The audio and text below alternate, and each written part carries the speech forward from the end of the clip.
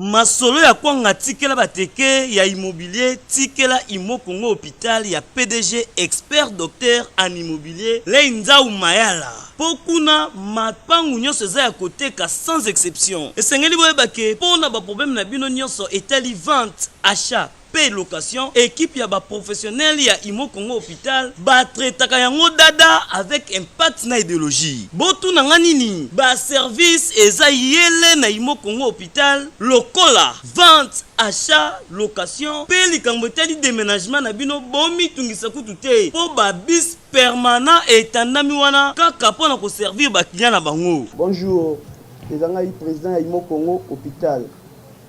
Bien hôpital pour la nini.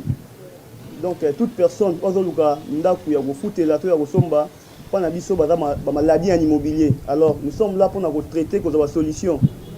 Nous ozoluka villa, concession, terrain vide, même en location ou bien achat.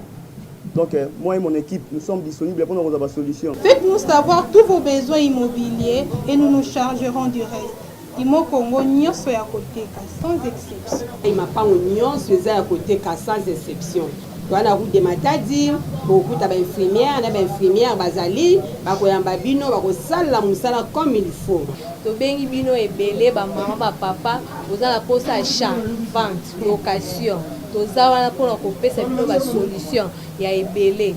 Mama kozala de cité toza awa biso moko okoti ozu lobiko na yo. Mapango nyonso eza koteka sans exception. Biso na Imo Congo hôpital, mapango nyonso eza koteka sans exception na bino.